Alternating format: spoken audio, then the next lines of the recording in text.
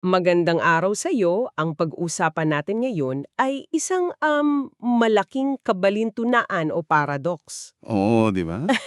Kasi sa isang banda, ang Pilipinas, isa sa mga pinakakristiyanong bansa sa mundo. Buhay na buhay ang mga simbahan, punong-puno ng sigla. Tama. Pero sa pandaigdigang misyon, yung pag-abot sa mga lugar na hindi pa naririnig ang ebanghelyo, parang halos invisible tayo. Oo. At 'yan yung tanong ng aklat na Beyond Borders, 'di ba? Mhm. Bakit at paano natin babaguhin yung kwento? Eksakto. Alam mo ang pinakaugat ng lahat ng ito. Simple lang. Ang argumento ng aklat, kailangan nating baguhin yung tingin natin sa misyon. Paanong baguhin? Hindi raw ito isang programa lang o isang departamento sa simbahan na may sariling budget.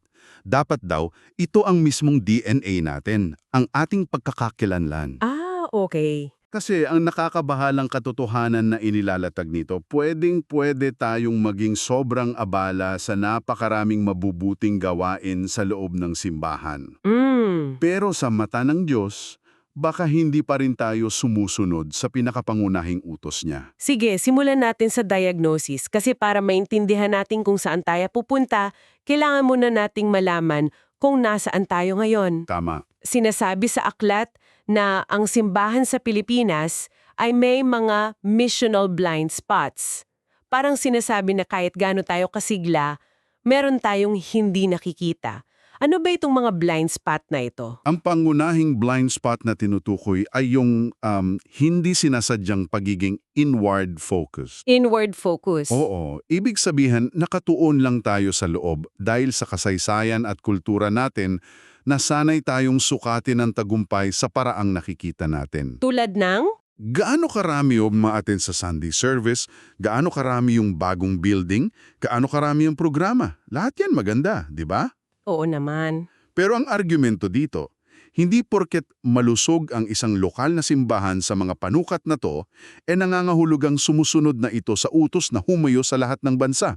Ah, Pwedeng napakaganda ng ating mga programa, pero ang focus ay para pa rin sa kapakanan at kaginhawaan ng mga nasa loob. at dito pumapasok yung konsepto ng unreached people groups na isa sa mga binibigyan ng diin sa aklat. Kapag sinabi mong unreached, ang unang pumapasok sa isip ko ay yung mga taong matitigas ang puso at ayaw makinig. Ganun ba yon? Diyan nga madalas nagkakamali ng pag-unawa. At dito, what's fascinating here is the distinction. Ang unreached ay hindi yung mga tumanggi. Okay. Sila yung mga wala pa talagang pagkakataon, walang access. Walang access. Oo, wala nang simbahan sa komunidad nila, walang mananampalataya na kakilala nila, walang Biblia sa sarili nilang wika. Ang issue ay hindi pagtanggi, kundi complete ignorance. Wow. At para bigyan ka ng idea sa laki nito, hindi natin pinag-uusapan ng ilang libong tao. Pinag-uusapan natin ang libu-libong grupo ng etniko, halos 3 bilyong tao na kung mamamatay sila bukas. Hmm. Hindi man lang nila narinig ang pangalan ni Jesus. Kahit isang beses. That's a different category of spiritual crisis. Grabe yung bigat nun. Kung ganun kalaki yung pangangailangan, ano yung humahadlang? Binabanggit sa aklat ang isang malakas na konsepto, cultural comfort. Oo, at dito nagiging mapanlin lang yung sitwasyon. Paanong mapanlin lang?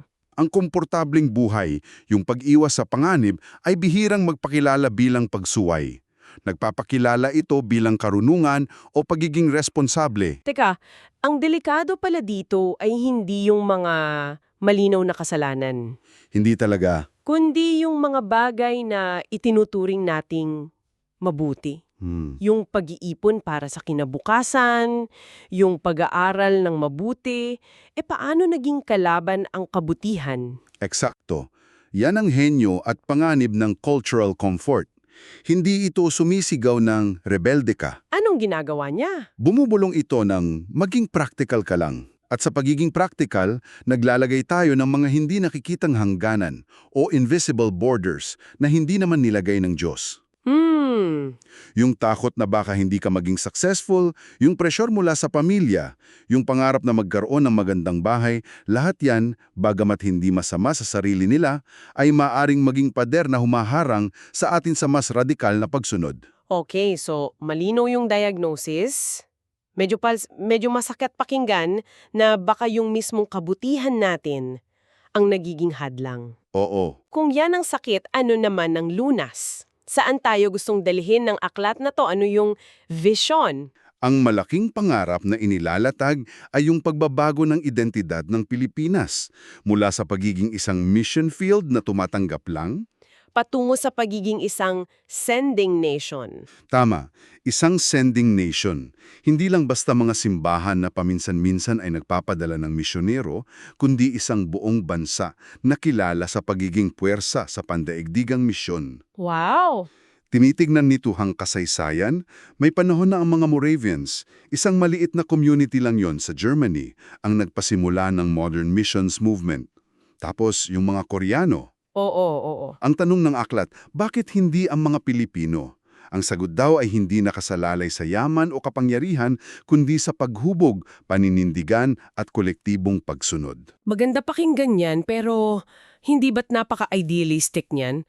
Sa dami ng problema at kahirapan dito sa Pilipinas, uunahin pa ba nating magpadala ng tao sa labas?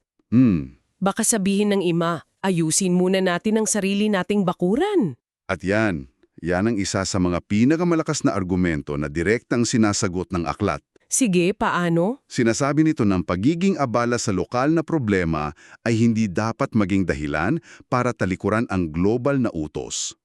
Sa katunayan, ayon sa pattern sa Biblia, ang isang simbahan na seryoso sa pag-abot sa mga bansa ay madalas na nagiging mas masigla at epektibo sa paglutas ng sarili nitong mga problema.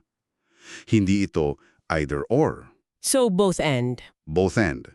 Ang misyon sa labas ay nagbibigay ng bagong pananaw, sigla at pagdepende sa Diyos na nagpapalusog din sa gawain sa loob. Interesting. So, hindi sila magkalaban, bagkus ay magkatuwang pa. Eksakto. Sa lahat ng pwedeng pagtuunan ng pansin para maabot ang vision na to, mga pastor, professionals, bakit tila ang buong bigat ng pananaw na ito ay nakapatong sa balikat ng mga kabataan?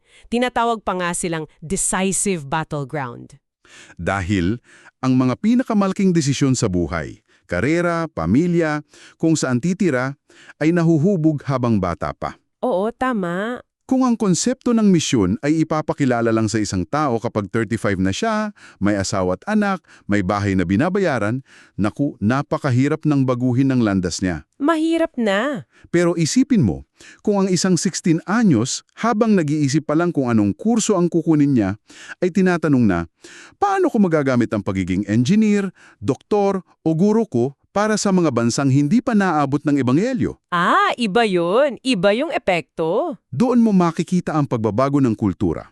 Ang layunin ay isama ang misyon sa proseso ng discipleship bago pa man maisimento ang mga plano sa buhay. Gets ko. Pero eto ang tanong, paano kung inspirado ka nga, excited kang sumunod, pero hindi mo alam kung paano magsimula?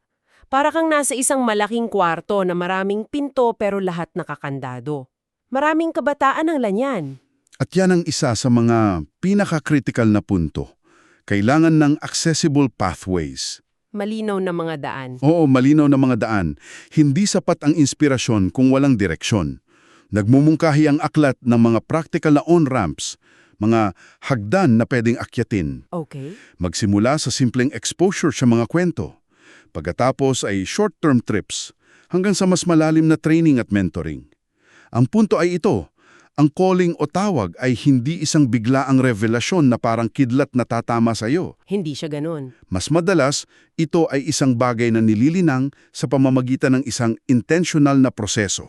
Parang isang hardin na kailangan mong bungkalin, diligan at alagaan para mamunga. So, hindi lang ito goosebumps moment sa isang conference. Kailangan ng sistema. Kailangan ng sistema. Kung yan ang diagnosis at yan ang vision, ano na ngayon ang mga konkretong hakbang? What does this all mean in practice? Paulit-ulit na binabanggit yung ideya na formation before mobilization. Oo. Paghubog muna bago pagkilos. Bakit napaka-importante ng pagkakasunod-sunod na yan? Dahil ang pagkilos na walang malalim na paghubog ay, sigurado na uuwi sa burnout, pag-atras o mas malala, pagkasira ng testimonyo. Ay, delikado. Delikado. May tatlong uri ng paghubog na idinitalya sa aklat. Una, ang spiritual formation. Ito yung pundasyon ng lahat. Pundasyon. Ang malalim na buhay panalangin, pag-aaral ng salita, pagtiis at tunay na pagdepende sa banal na espiritu. Kung wala nito, kapag dumating ang matitinding pagsubok sa ibang bansa, kalungkutan, panganib, gabiguan, madaling bibigay ang isang tao. Sa pagbabago ng kultura ng sarili nating simbahan at pamilya. Okay. Dito pumapasok yung pagre-redefine ng tagumpay, ang pagiging normal ng sakripisyo. Kasama dito yung storytelling, ang pagkukwento sa mga bata ng mga bayani ng pananampalataya, hindi lang mga basketball players o artista. Para lumaki sila na ang pagiging misyonero ay isang posible at kahangahangang landas. At ang pangatlo, siguro ito yung pinaka-practical. Tama, ang practical formation. Ito naman ang paghahanda sa mga kasanayan, paano mamuhay sa ibang kultura, paano matuto ng bagong wika, leadership development at emotional resilience. Okay? Ang katapatan sa tawag ay hindi dahilan para maging pabaya sa paghahanda. Hindi magic ang misyon. Ito ay trabaho na nangangailangan ng kahusayan. Balikan natin yung isa sa mga invisible borders, yung pamilya. Mabigat yan.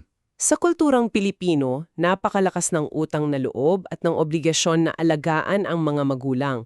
May kwento sa aklat tungkol sa isang pamilya na ang pangarap para sa anak nila ay maging engineer para umahon sila sa hirap.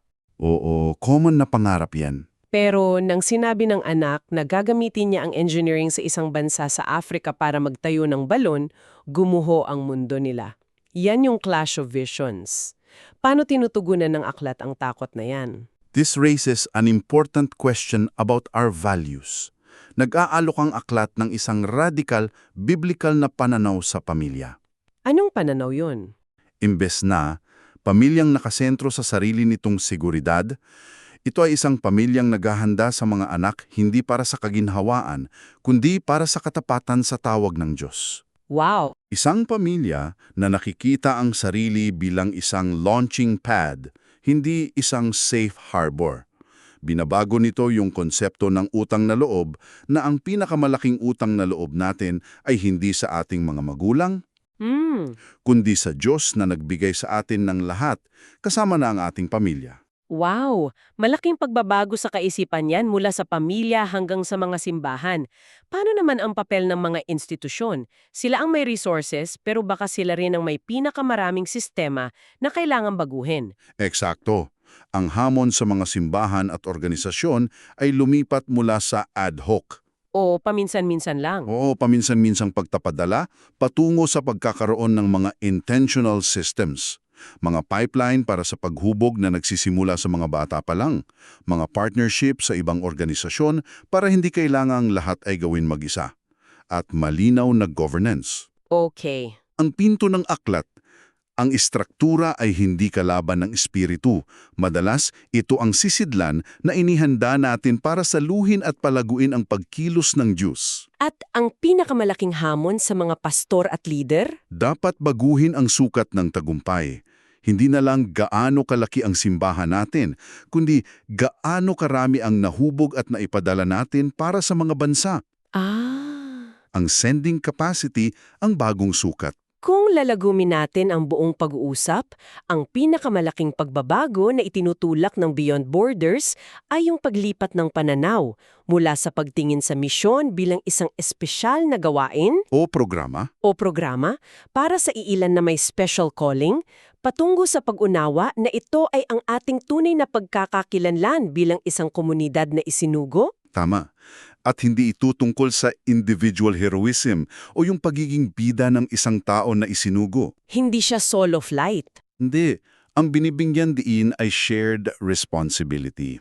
Isang buong ecosystem ng mga pamilya, kaibigan, simbahan at komunidad na sama-samang sumusunod. Ang misyonero sa ibang bansa ay kasing halaga ng pamilyang tapat na nananalangin para sa kanya, ng simbahan na regular na sumusuporta sa kanya, at ng mga mentor na patuloy na gumagabay sa kanya. Walang superstar. Isang katawan na sama-samang kumikilos, isang buong sistema ng pagsunod. Napakaganda. Nantatapos ang aklat sa isang personal at kolektibong paanyaya. Ito ay hango sa tugon ni Propeta Isaias matapos niyang makita ang kaluwalhatian ng Diyos at marinig ang tanong na, "Sino ang aking isusugo?" At ang sagot niya? Ang sagot niya, narito ako, isugo mo ako. Hmm, Ang iiwan naming tanon para sa iyo na pag-isipan ay ito. Ang tugon na iyon ay hindi lang isang emosyonal na reaksyon sa isang pagkakataon. Ito ay isang postuna na hinubog ng isang malalim na engkwentro sa Diyos at sa kanyang misyon. Sa lahat ng ito, ano ang iyong magiging papel? mm. Bilang isang goer na personal na pupunta, isang sender na magpapadala at susuporta sa iba, isang mentor na huhubog sa susunod na henerasyon, o isang mobilizer na hihikayat sa iba na kumilos. Ang tanon na iniiwan ng aklat ay hindi kung mayroong kang papel, kundi kung ano ito.